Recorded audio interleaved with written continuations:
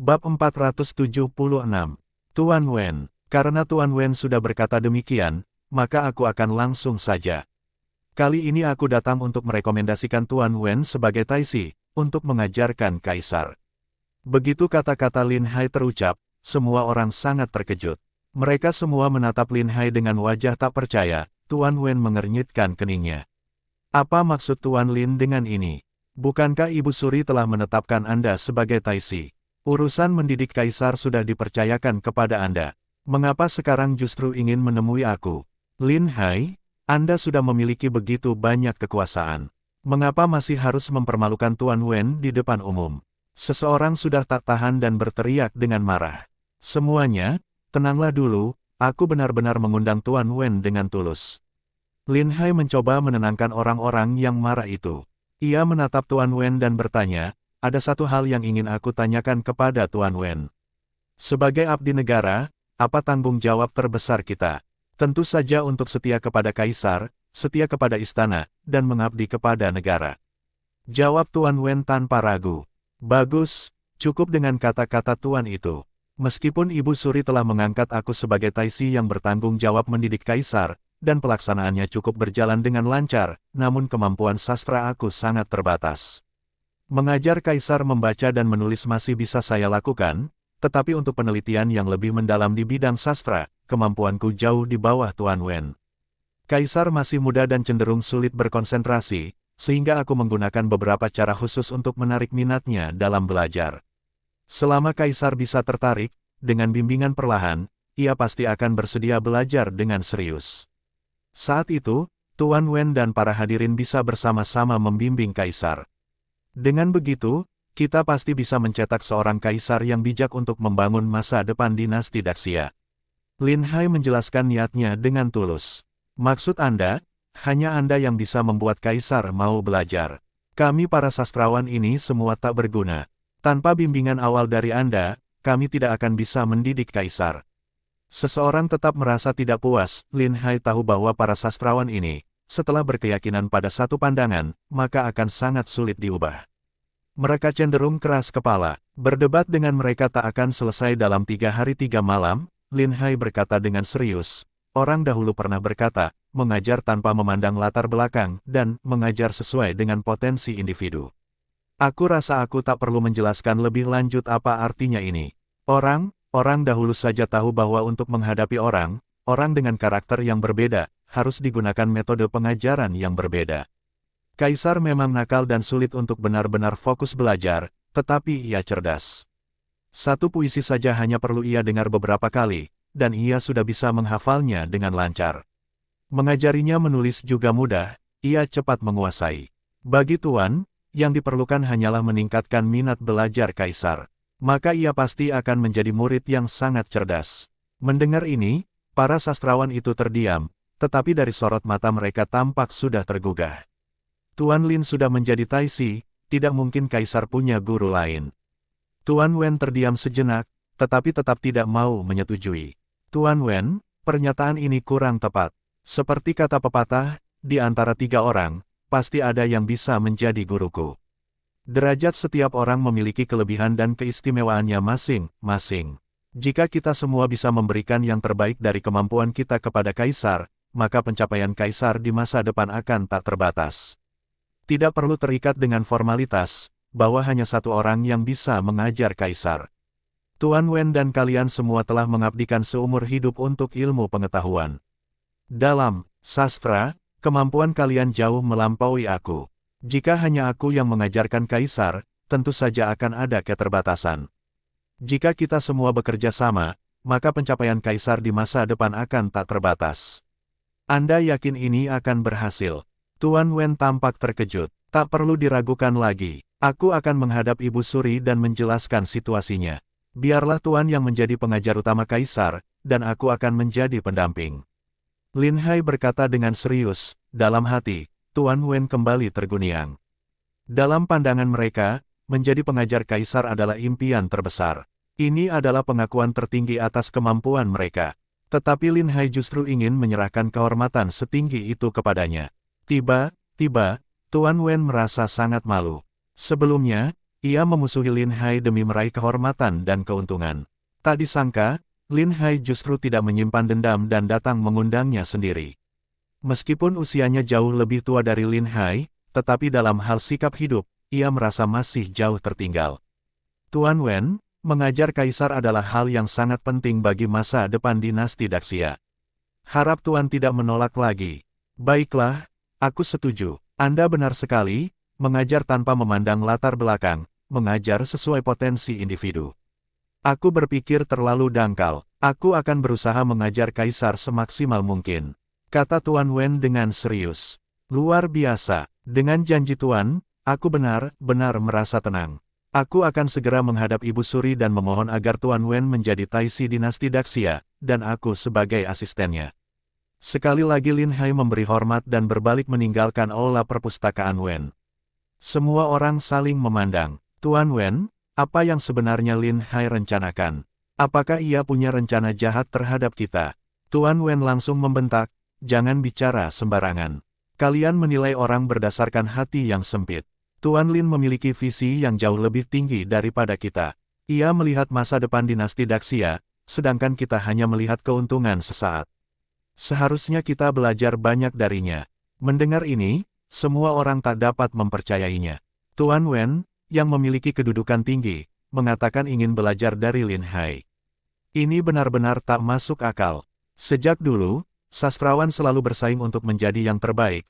Bahkan ada pepatah, tidak ada peringkat pertama di dunia sastra dan tidak ada peringkat kedua dalam bela diri. Itulah sebabnya para sastrawan saling meremehkan satu sama lain. Sebagai sosok paling dihormati di dunia sastra, Tuan Wen justru mengatakan ingin belajar dari seorang yang jauh lebih muda. Tuan Wen, Anda pasti bercanda. Anda adalah tokoh terhormat di dunia sastra, jangan bicara seperti itu. Ma Suesi berkata, kalian salah paham. Kata-kata Lin Hai tadi tidak ada yang benar-benar kalian pahami. Di antara 3 orang, pasti ada yang bisa menjadi guruku. Seseorang secerdas apapun, tetap memiliki kekurangannya. Mendidik kaisar bukanlah hal yang mudah. Terlebih lagi, kaisar masih sangat muda, dan dengan statusnya yang mulia, kita tidak bisa terlalu keras. Jadi meskipun kita punya ilmu, kita tidak bisa mengajarkannya kepada kaisar sepenuhnya. Namun, Lin Hai berbeda, ia mengajar sesuai potensi individu, membuat kaisar belajar banyak hal melalui permainan. Inilah perbedaan antara kita dengan dia. Mengajar tanpa memandang latar belakang, mengajar sesuai potensi individu, itu tampaknya sederhana. Tapi kita tidak pernah benar-benar melakukannya. Inilah letak keunggulannya. Apalagi, ia memiliki hati yang besar, demi masa depan dinasti Daxia, ia rela melepaskan kedudukannya sekarang dan memberikan keuntungan itu kepada kita. Sikap seperti itu, kita masih jauh dari hal itu. Tuan Wen berkata penuh perasaan, tiba-tiba, ia merasa seakan mendapat pencerahan.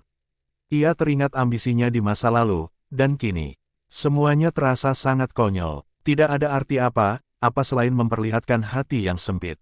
Kalian semua bersiaplah. Jika ada yang memiliki keunggulan, maka akan ada kesempatan untuk mengajar kaisar di masa depan. Setelah selesai berbicara, Tuan Wen tidak lagi memperhatikan mereka dan kembali untuk mempersiapkan materi pengajarannya. Bab 477. Meninjau. Lin Hai sama sekali tidak menyangka bahwa ketika ia mencari seorang guru untuk menggantikan dirinya mengajar kaisar, ternyata langsung mendapatkan persetujuan dari semua orang di Institut Chongwen. Saat pertemuan berikutnya, para cendekiawan yang biasanya keras kepala itu langsung menyambutnya dengan begitu ramah dan sopan.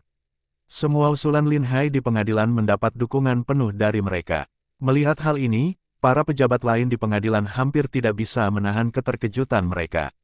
Mereka benar-benar tidak mengerti apa yang telah terjadi. Menurut pandangan mereka, para cendekiawan ini tidak pernah menghormati siapapun.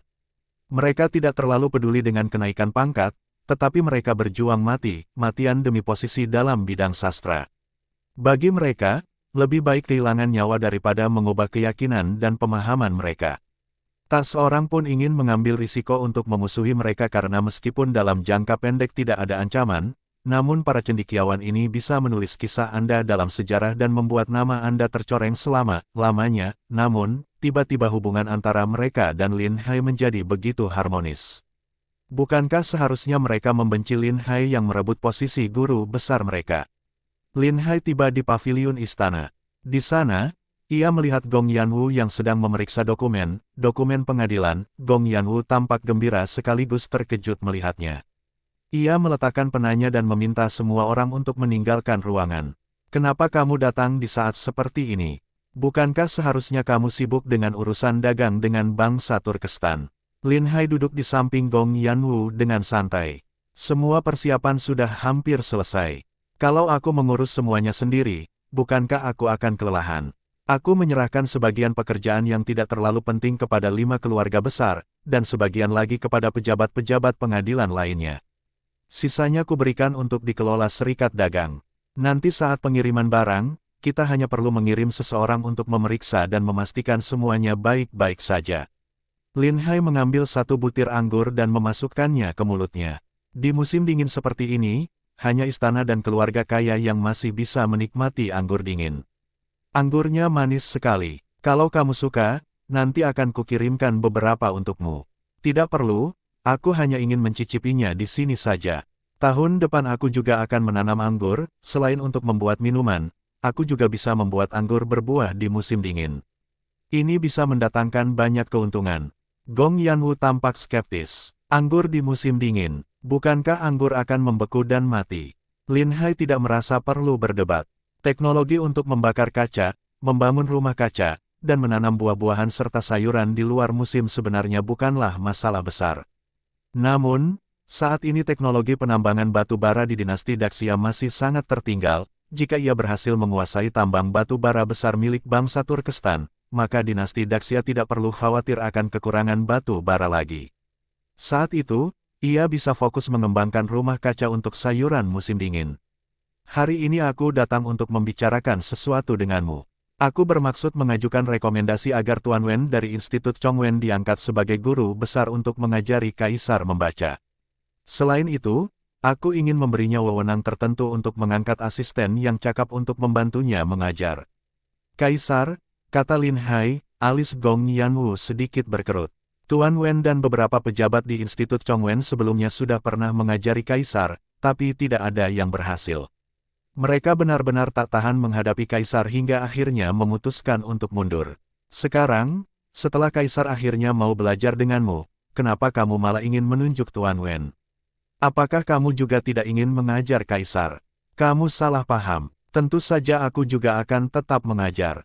Aku hanya akan menjadi asisten Tuan Wen. Tidak perlu kaku dengan hanya satu orang guru besar. Setiap orang bisa mengajarkan keahlian terbaiknya kepada Kaisar, sehingga Kaisar bisa belajar dengan lebih baik.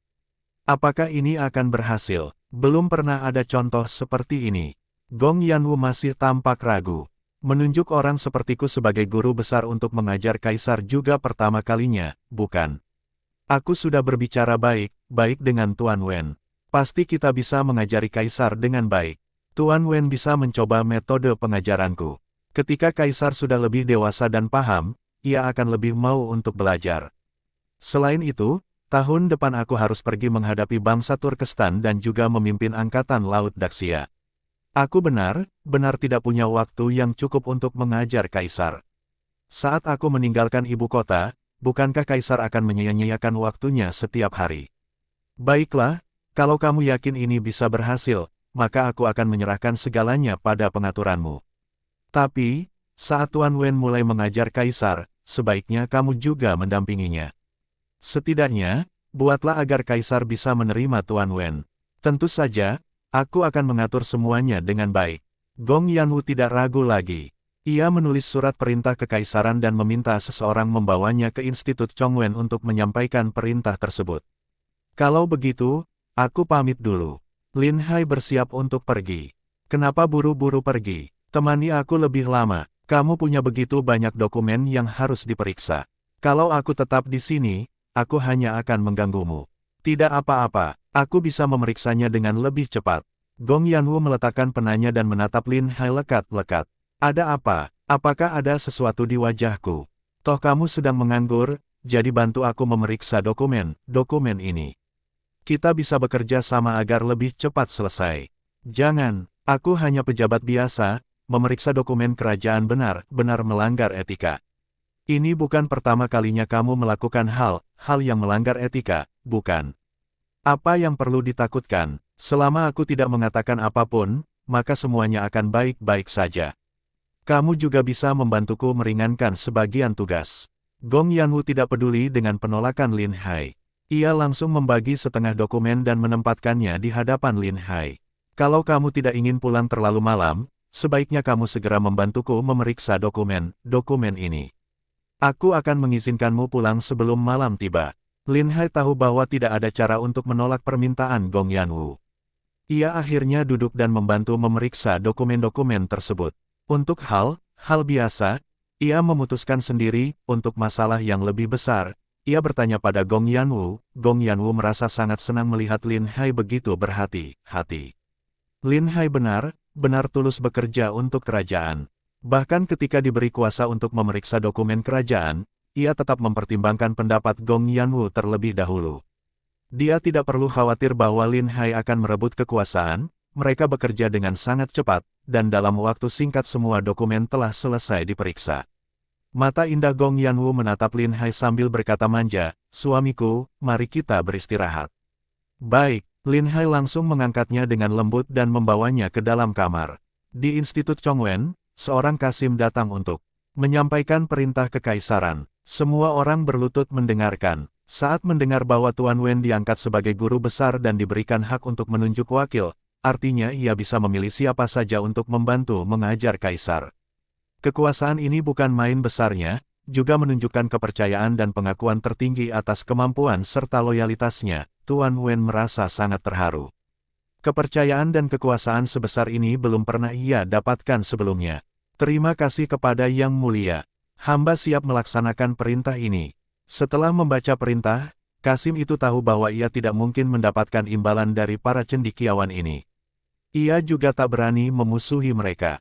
Jika membuat mereka marah, mereka pasti akan mati-matian mengajukan pengaduan hingga ia dicap sebagai bagian dari kelompok pengkhianat, yang bisa mengancam nyawanya. Setelah membaca perintah, Kasim itu pun segera pergi. Selamat, Tuan Wen. Semua orang mengucapkan selamat. Terima kasih, semoga kita di Institut Chongwen dapat bersatu untuk mengajar kaisar dengan baik. Kemudian Tuan Wen menunjuk 3 orang sebagai wakilnya. Ketiga orang ini memiliki reputasi tinggi di Institut Chongwen, hanya setingkat di bawah Tuan Wen. Semua orang merasa puas dan tidak ada yang iri. Bab 478. Laku keras. Lin Hai baru saja pulang ke rumah dan melihat beberapa tukang sedang menunggu di halaman. "Tuan, sampel becak roda 3 sudah selesai dibuat. Silakan lihat, bagaimana menurut Anda? Mengapa kalian tidak menunggu di dalam rumah? Di luar sini dingin sekali." "Tidak dingin sama sekali, jaket kulit domba yang Anda berikan pada kami sangat hangat," jawab salah satu tukang. "Aku sudah menyuruh mereka masuk ke dalam rumah, tapi mereka tidak mau. Jadi, aku hanya bisa membawakan teh panas untuk mereka," kata Kiawer. "Suamiku, bagaimana cara menggunakan becak roda 3 ini?" tanya Kiawer. "Aku akan mengajarkannya sekarang," jawab Lin Hai. Lin Hai memeriksa kualitas pengerjaan becak roda 3 itu terlebih dahulu. Keahlian para tukang benar-benar sangat baik. Semua bahan yang digunakan sesuai dengan permintaannya, dan becaknya dibuat sangat kokoh. Lin Hai duduk di atasnya dan mulai mengayuh pedal. Becak itu mulai bergerak ke depan. Hanya perlu mengayuh pedal untuk maju, dan kedua pegangan ini digunakan untuk mengendalikan arah. Kata Lin Hai sambil mengayuh. "Kamu ambil bangku dan duduk di atasnya." Lin Hai berkata pada Kiawer. Pelayan membawa bangku, dan Kiawer duduk di dalam becak roda 3, Lin Hai mengayuh becak, membawa Kiawer berkeliling di halaman. "Bagaimana? Lebih cepat daripada berjalan, kan? Walaupun membawa 1 orang, rasanya tidak melelahkan sama sekali," kata Lin Hai sambil tersenyum. "Sungguh luar biasa. Dengan becak seperti ini, pergi keluar rumah akan menjadi jauh lebih mudah." Kiawer terlihat sangat gembira dan merasa itu sangat menyenangkan. Lin Hai mengayuh becak roda 3 mengelilingi halaman 2 kali, lalu berhenti di depan para tukang. "Sudah, becak ini sudah cukup bagus. Meskipun masih ada beberapa hal yang perlu diperbaiki, namun untuk menghemat biaya, untuk sementara ini biarkan saja seperti ini. Nanti, kalau kondisinya sudah memungkinkan, kita bisa meminta pandai besi untuk membuat rantai, agar lebih ringan saat dikayuh," kata Lin Hai. "Kalau Tuan merasa sudah bagus, maka kami akan segera membuatnya dengan cepat," kata tukang yang memimpin.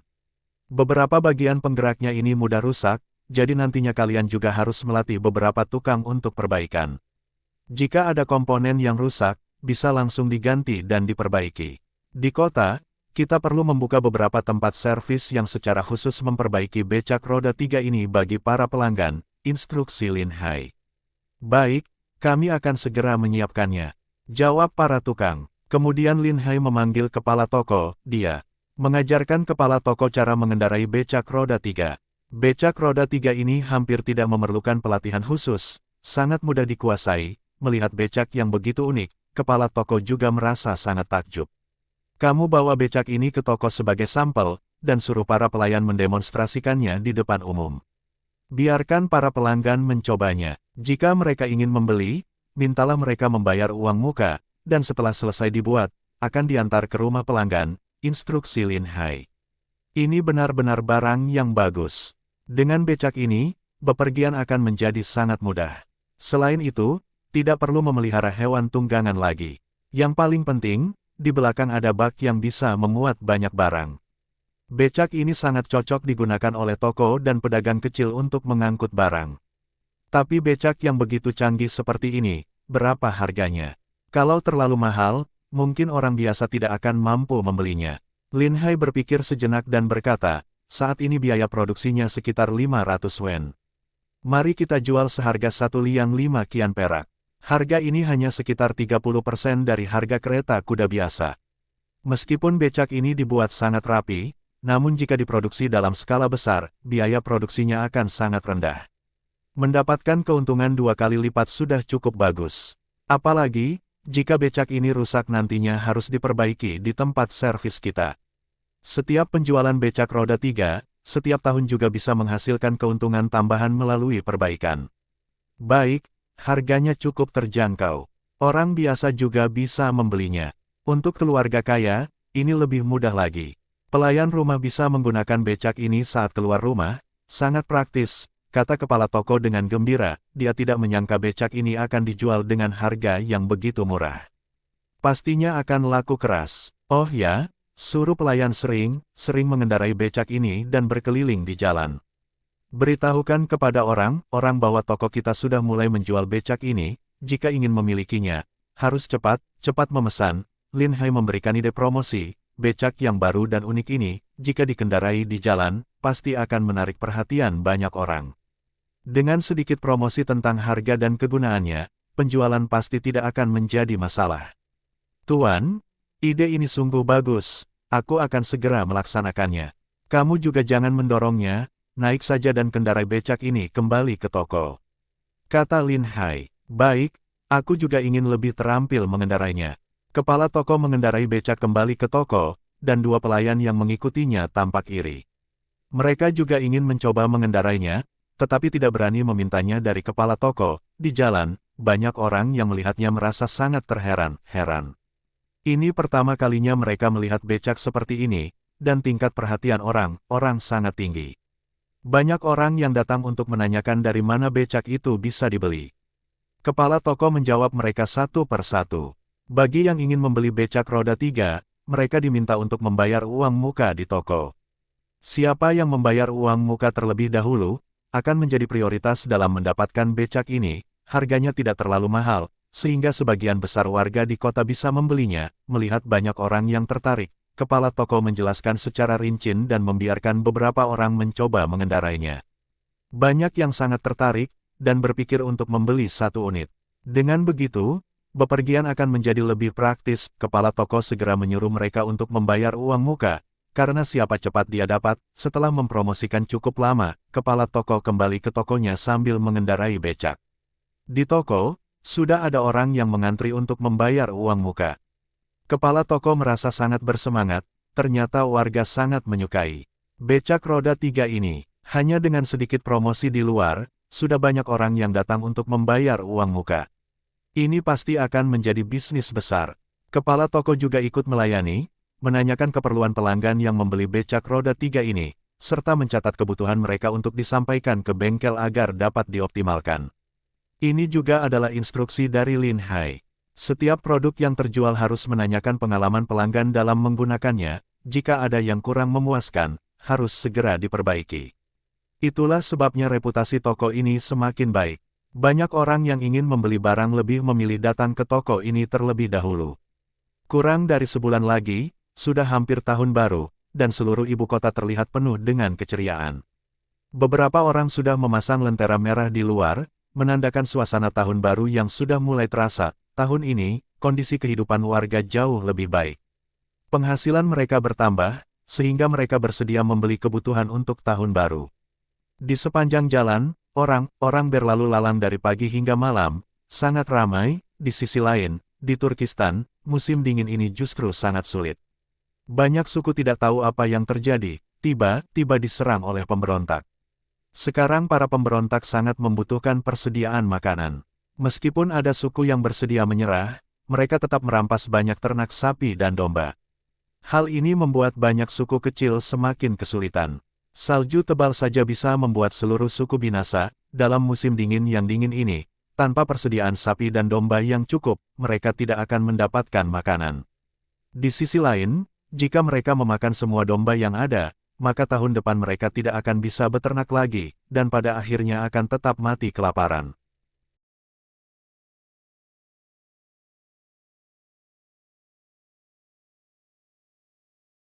Bersambung